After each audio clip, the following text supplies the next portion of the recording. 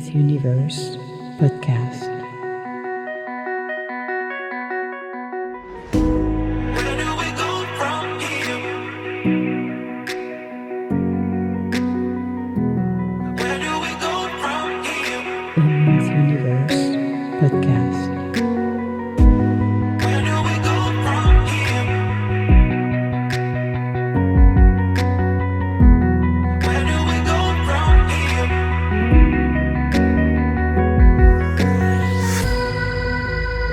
Miss Universe podcast.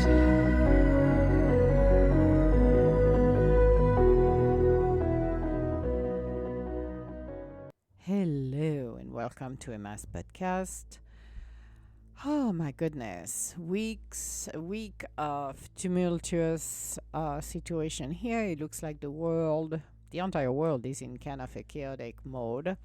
Not good. This is not what we want here, but changes are inevitable. Some are pleasant, some are unpleasant. However, I wanted to about a topic, I think, for all of the business owners as well, because when you are a big corporation, one of the the big corporation in the world, you will understand very closely when you work there that you go where the wind blows.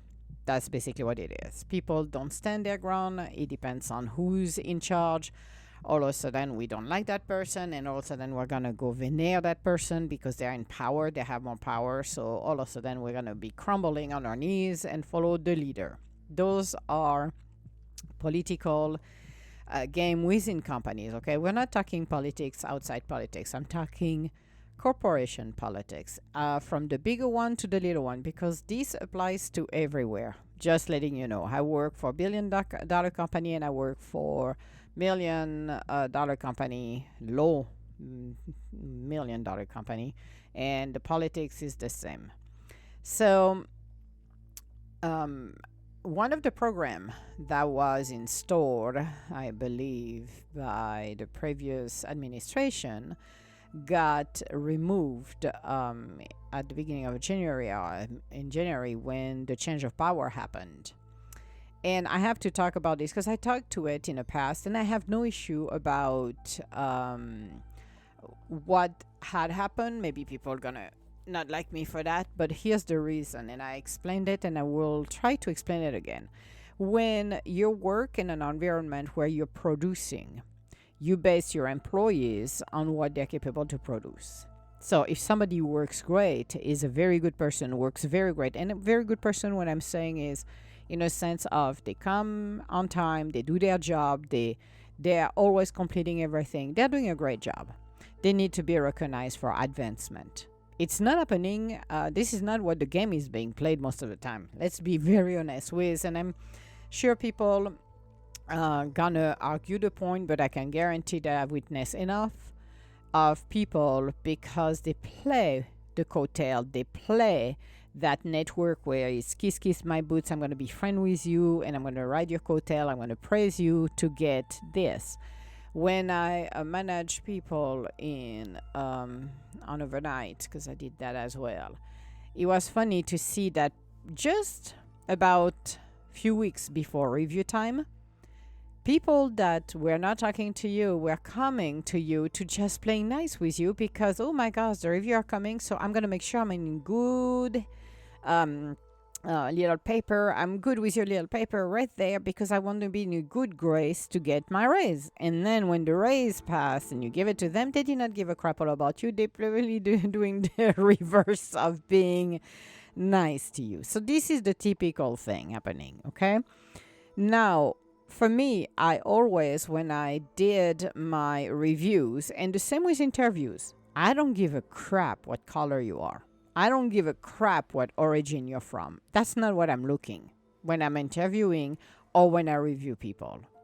I looked at your performance. Are you somebody who delivers, or are you the one by the water cooler drinking and go every morning bring coffee to the leaders to make them feel good? Because this is what's happening most of the time. And to me, I look at your performance. If you're not somebody who's working very well, then we need to figure it out, where are your weaknesses, what is the problem, and how to overcome it. This is how you solve problem. You have to be logic. Most people, and I say that and I will continue to preach that, most people use their emotions. Yes, I use my emotions when I see things that are not right. However, when I work on problems, I don't put my emotions. I'm looking at what doesn't work, what need to be fixed. And most of the time, I'm going to say this. Things don't need to be fixed. People will put their nose in there and start to be the grain of salt. I again witnessed it this weekend when comments were made on a process that works just great. But no, somebody said, well, it's not part of your job. It should be somebody else says, no, it's not. When things are being put in places, there is a reason for it. And you have to think bigger than, oh, that's not your job. Yes, it is. If I put something in place, there is a reason. Ask why, and I will give you the reason. Now, back to interviews and back to performance. A performance review is not on how many coffee or you sharing about your life or want to know more, or we have lunch and dinner and do activities outside of work because we are besties. That should not be accountable when you do your review. And I've seen it too many times. People give their friends better things than the people who actually do the work. And this is not a ranting session here. It's open your eyes session. Okay? When you're looking at, and I have done that, I have worked with people, I would not have lunch, breakfast, or dinner, or do activities with them because we had nothing in common. And that's fine with me. I wasn't interested to know more about them. They were not interested about me. They did not care. I did not care. And that's fine. We were working together. Be cordial. Be nice to each other. But they were not the people that we call close people at all. However, at the time of the review, I looked at everybody's performances. And I can guarantee the people that had the least in common with me had their work ethics and the way they're performing their work were outstanding, and I recognize them. I always made a point. It's the same when I work with different people, because when I was putting, and I still, well, I don't have that impact as much because I'm more retrieved when I'm doing work. But when I had and was working as a consulting person and I was going into companies and working with them, I always made a point to recognize everybody that worked with me. For the reason is I'm not the only one on that project. So I wanted to make sure for them they were recognized from the powers of the bees because they did the job. It wasn't me. It was everybody. I was just one instrument that brought people together to deliver projects. That's what it should be, okay? In the ideal world, that's what it should be. Most of the time, people love to get credits about what they're doing, even they are not even the one doing the job. And to me, it's like, okay, well, good luck, because in the next endeavor, you're going to have a problem because you made yourself who you're not. People are going to assume you know, but you don't. And you're going to fail because one, you did not treat the people very well. Two, you're going to be uncovered soon. They're going to discover sooner or later you're quote unquote a fraud. Somebody that should give credit. Always give credit to the people who do the job. To me is, I don't know, maybe I've been brought up the way I've been brought up, which is a good thing actually. But always acknowledge people who works. And it doesn't matter if it's somebody who clean up the toilet to somebody who discover a cure for a certain disease. It doesn't matter. Credit has to be done when it's done, because every time somebody doesn't do this, it's an ego talking, and they're gonna get. I'm telling you, they're gonna hit the wall sooner or later. Now, when I'm looking at hiring people and I interview people, I don't care again what the color of your skin, your origin. I don't give a crap. I'm looking at, are you capable to do the job? And when I'm interviewing people, I'm not going to ask that question that really always irritated me the life out of me, and I talked about it quite often. Where are you going to be, or what are you going to do in 5 years? Who gives a damn or crapo? Life changed so quickly right now. Who knows? I'm not going to lie to you. I'm not going to say where I'm going to be in 5 years because you know what? What I'm doing today will guide me to the 5 years down the road. But I cannot tell you, and I'm not going to lie and make you pretend, oh my God, I'm going to be there. I'm going to do this. No, no, no, no. Question asked is, what do you want to do? Where are you going to go next? What do you do? What are you providing? And what are your skill sets? And have a conversation with the person. But I'm not interested about the color of your skin, of your origin. It is you. It is the person and the skill set and the essence of you that I want to know. Because if you hire somebody, and I talked about it, and it's controversial, but I'm going to still talk about it. And I did it on our previous podcast, and that's going to maybe trigger people, and that's okay. But think about it. Put yourself in the shoes where you need to have open heart surgery. And you got somebody that is super qualified, that do a miracle job, and you got somebody that did okay, barely okay, and pass their exam, still as a doctor, but because of they did not got the job based on merit, they got the job. So you got two surgeons, a super one that can save your life, and one that can do maybe, like I said, maybe a 50-50. I would even do a 60-40. 40 chance that it succeed, but it's not the best one. Don't tell me and don't lie to me when you ask yourself the question who you're going to pick. You want the best one. And somebody is going to say, well, that's not true. I'm going to take that person. It's a lot of bullcrap, because when you have a death situation, life or death situation, you want the best, okay? Now, when you're looking at interviewing people and said, well, we need a percentage of this percent of people here, this percent of people here, this percent of this, then you're creating a segregation. You're now limiting people. Yes, some position, when I applied for some position, there was a no, because it wasn't meant to be for me. Now, should I play the card? Never did play the card, and I will never play any cards, because you're looking at competency. When I look at people, I look at their competency. If you're not capable to do the job, and you, during the conversation, you're going to figure out very quickly, if you listen what people are saying, if the person is flexible and willing to learn. If the person is eager to learn, then I will hire you. But if the person, when you have the conversation, is not eager to learn, then you got a problem. I talked about it a few years ago, and I'm going to talk about it again. We interviewed a young lady, and I remember Chris always got me an interview because I read people. And he got me an interview because he wanted me to read that person as well. And it wasn't for our group. It was for a different group that he had to sit on it, and I was part of the interview process. So I sat on it. I read that person's resume. I read her resume. And she was talking, and I asked her a question that she never answered properly, and I asked twice. And her, on her resume, her goal was, and she put it right there, so that was already a red flag, that she wanted to become a manager. She wanted the title of manager, okay? In that position, she would have never been advanced, actually, so I don't know why they lied to her indirectly during the process.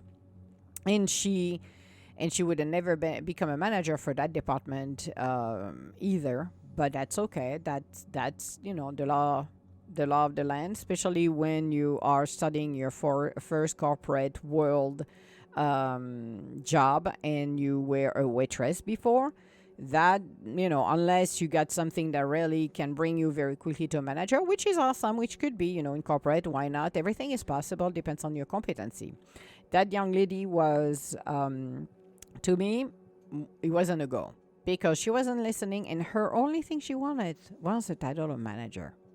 And she made it very clear during the interview. So when we left the interview room, I said to him, she cannot be hired because she only looked to be a manager. And I said, if she's being hired here, then you got a problem, because she will be gone within 90 days. Within 3 months, she's going to go somewhere else, because she wants to be a manager. She wants the manager title. They hired her. So it was hilarious, because I wrote some blogs about it, about etiquette, because the younger generation, when you bring your own blanket at work, that doesn't look good, especially when you have customers or vendors that are coming in. That doesn't look good. Okay, you can bring a sweater if you're cold. One day it was hilarious. It was a good time actually when it happened because I laughed so hard. You can go into my blog and search for the etiquette seriously because it's like, oh my God, we went from one extreme to the other. One day I was, we were on a ball pen. So you know, next to each other. I always had my earphone on because I could not stand to listen to everybody else's whining and stories. I'm like, I'm not interested about your personal life. I'm here to work. I'm here to stay focused because I have a lot of things to do. I don't need to hear everybody else's personal life. Some people love. I don't because I have something else better to do, and I don't have time for that. Unless you want to fix your problem, but if it's just to whine about it, for me, I'm a fixer, so it's like, okay, what are you gonna do with it? If it's just whining about it, I'm not part of that crowd. And I went to the printer. I printed something, and all of a sudden, she came from the other side, enveloped in her blanket that looks like more a comforter, literally. And I'm like, I almost burst in laugh, and I'm like, is she sick? First instinct was, oh my God, she's sick and I'm going to end up sick. She wasn't. She was cold.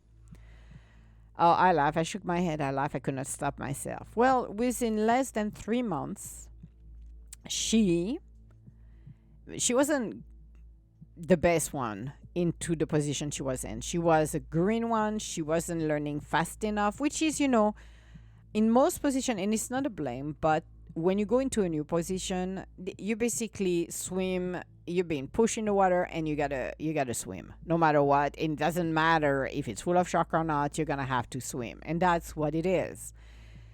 Well, within less than 3 months, actually, she became the manager for an office. She wanted to manage, so meaning reception, ordering supplies, doing few things to help people. But she got her title manager and left. So basically, the company lost money on someone that wasn't invested because she wanted the title of manager. Now, when you're looking at policies, you have, in every position, you have people who will hire you regardless of who you are and the color of your skin. And you will always have a small percentage of people who will go by race. You cannot, this is always going to happen that way because it's how the world is. But I found it interesting that billion-dollar company, like I said, they changed their tune based on the political climates. Some will flip-flop like there is no tomorrow. They don't stand their ground, and it is what it is. This is their monkey, this is their business. But you need to realize they have stakeholders, and I'm not justifying anyone or any behavior, and they decide what and how they're going to do their policies and stuff like that. It depends on the CEO, blah, blah, blah. So people will flip-flop, but there is one company, and I love those guys. I'm going to go buy, and I'm not supposed to eat ice cream, but I'm going to go for it. Ben & Jerry. Ben & Jerry's are standing on their ground. And I feel right now, because of the climate, so we went from one extreme to the others. People who are full of hatred, people who are absolutely insane when it comes down to going after people for the color of their skin or whatever the deal is. They go, and their racism has like skyrocketed so fast. It's from one extreme to the other. Now, companies will decide what they want to do with their policies. And you know what, people? You respect it. Instead, then attacking others via social media, because the social media platform is becoming a weapon. You got people who will spew their venom, try to bend company and stuff like that. It is the company who decide, not the people. You don't work there.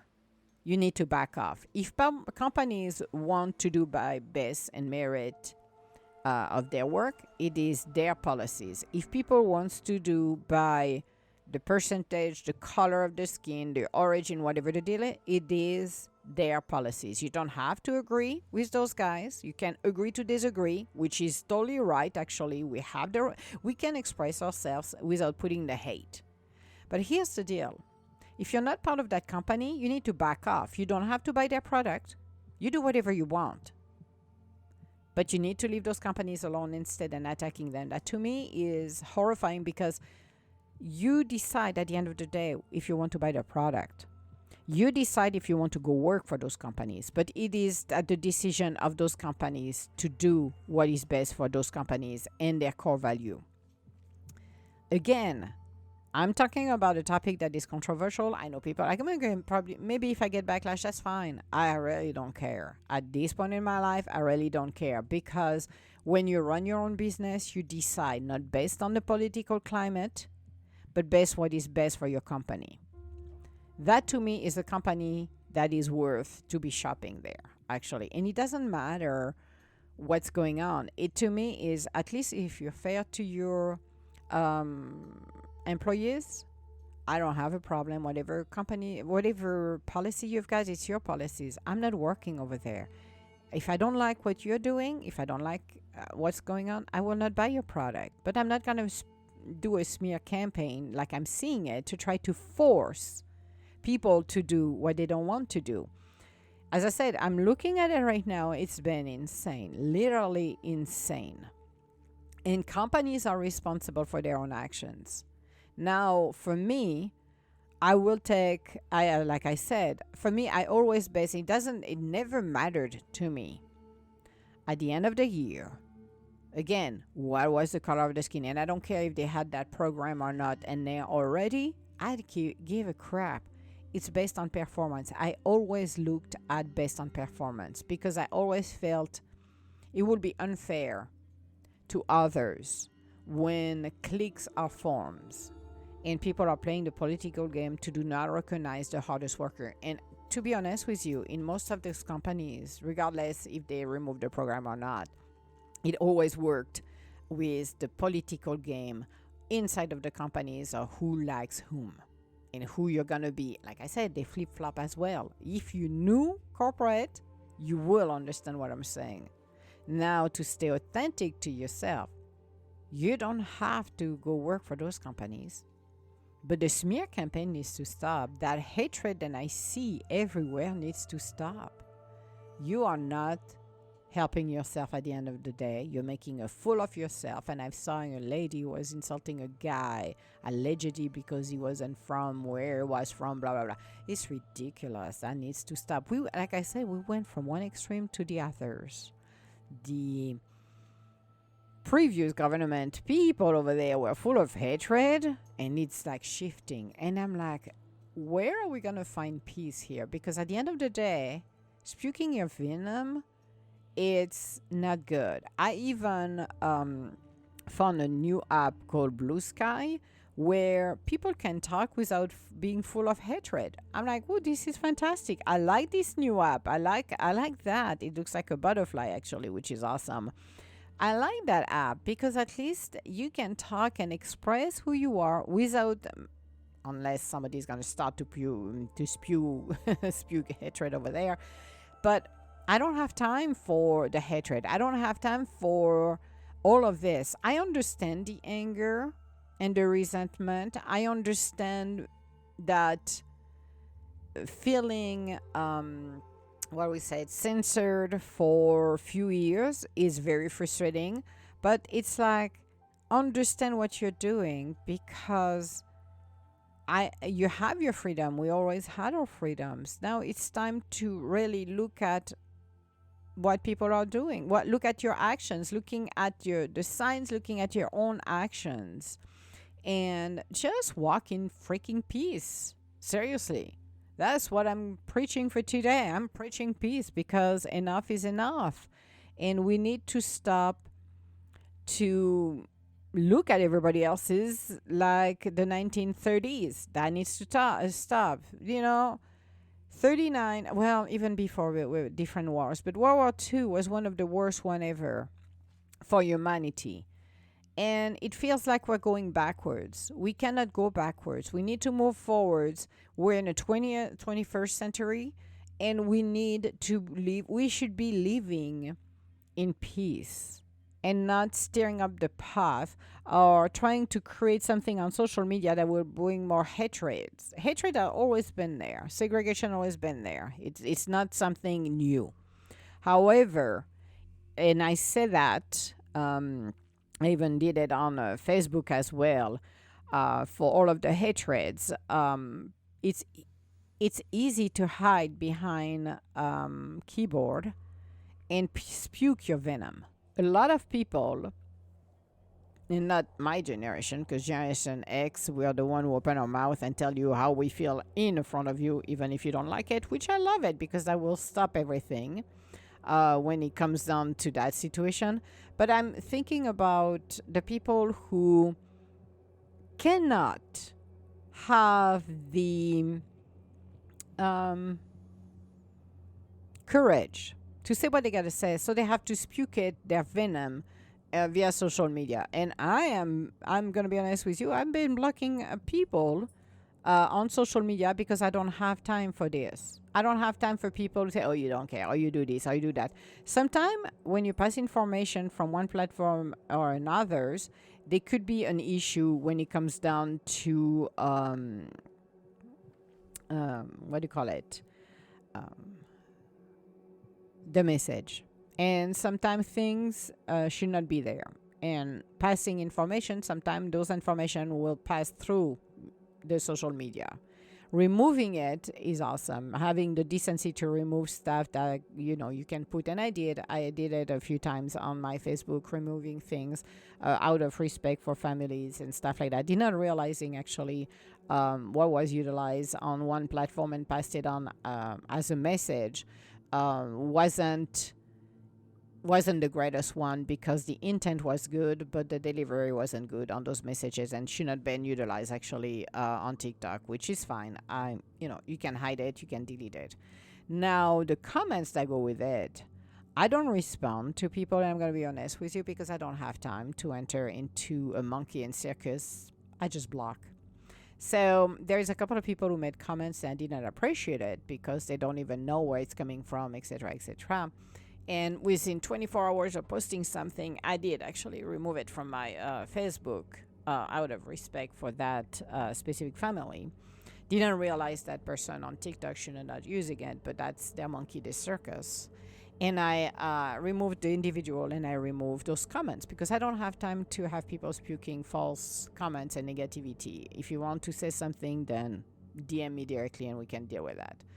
So I had a third person who had the audacity, which was funny actually, to go on one of my reels, and I did, and she made a comment and she ended up to be blocked, and I removed her comment because if you have the decency, double check on what people keep on their pages, and if somebody removes something, that's wonderful. I think it's beautiful, especially when you do respect families and stuff like that. But at least double check, because as I said, that's my platform, that's my page. So I will do what I deem to do. Same with my business, same with other business. They will do what they need to do for their own self and their core value. And people need to stop to try to bully around thinking that, oh, now we can talk, we have freedom of speech, which is fine. But when you try to bully companies to do things that is fits their core value, you don't have to like it. Move along. Ignore it. Who cares? I don't go shop somewhere that I don't believe in, and that's fine. But I am not going to spend or waste my time to spuke venom just to feel better. So, recap for today. 1, yes, I do things on merit. 2, when you pass an interview, I will hire people, and I have done that. They are adequate for the job, that can do the job, and they are qualified for the job. But if you're not qualified for the job, then I will recommend you get more training. Or if you are not flexible enough or eager to learn, but your intent is to get in for 5 minutes, companies are looking for people to stay. Most companies. They want to, and somebody said that to me, we invest on you, so for 5 years at least, we want you to stay there. And that's awesome. But you have to remind yourself as well that when people are investing time on you, because it costs a lot of money for companies to train you, get you going, and the expectation is we want you to stay. Most of them, okay? Some probably don't because they don't care. I'm assuming so, but right now I think with the economy and where we're going and the direction we're going, I think they're going to care more than anything else. But you have to look at your intentions, because sometimes position, and I do recognize right now, if I pass in an interview and I know I'm not a good fit, I know I'm not a good fit. If I'm looking at companies that I'm looking at and they're like, oh, are you interested? We offer you this. And you're looking at the job description. It's like, no, I'm not interested in this position and helping or do a contract with you because my skill sets could match, but those are not. No, we are not a good fit. So you have to be honest. Like I explained to this, the story about this young lady, her intent was assuming she would become the manager when she wasn't going to become a manager, and she just wanted to be a manager. Now she is a manager. She's managing an office, which is good because she wanted the title of manager. Okay, well, if it's what you want, that's good. A title is a title. Remember, then when you die, you don't take your money and you don't take your title with you at all. But if you want this as a title, then go for it. No judgment on that. But it was very interesting when I left that room. I will always remember, I looked at Chris, I said, yeah, she is not the right person. But the person who managed that department decided to hire that person no matter what. Even though I gave Chris my feedback and he passed on the feedback, he wasn't the hiring manager. He was just passing it on. We knew it. Less than 90 days. And that was like, oh boy. So, looking overall at a situation where we are, companies can decide and should not be, again, bullied to change their core value, bullied to change policies they have unless they want to do it. And for me, looking back, maybe in the past I would have gone arm in arm and like, yeah, go. You know what? Those are there. It's not my company. I don't work there. That is the company's prerogative. Now, if they lose their employee for one reason or another, then the company will change their policies because this is their call. But it is not an entire country that should be dictating how companies are working. It's not. You and most people who are complaining about left and right don't have a business. They don't run a business. So why I will invite those people, create your own business, and you will understand what I'm talking about. Because when you're talking about policies, you have a choice. Again, freedom, choice to choose to shop for those to those companies, go and shop there, or work there. It is your freedom. But stop trying to bully people or companies via social media. It's ridiculous. It damages companies that could do good things, could provide good product. It could. But it is not the call to bully and dictate what companies are doing. That is not our purview, unless you are the owner of the company or you have the majority stakeholders there, like 51% or 49% or 50%. It depends how it works. But you don't have to go work for this company and you don't have to pay for their product or services. The biggest things you can do is not go shop over there or not work there.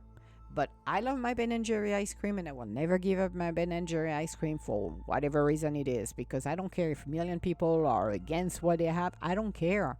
They don't harm anybody. They are doing good things. They're doing good things for charities. I like their freaking ice cream and I'm not giving it up. I like Häagen-Dazs too, but the Ben & Jerry, the cookie dough, I need it. My complaint is like, bring more cookie dough in there than the vanilla. But the brownies and everything else, the flavors are to die for. So, all my love, guys, and we'll talk to you later. Bye now.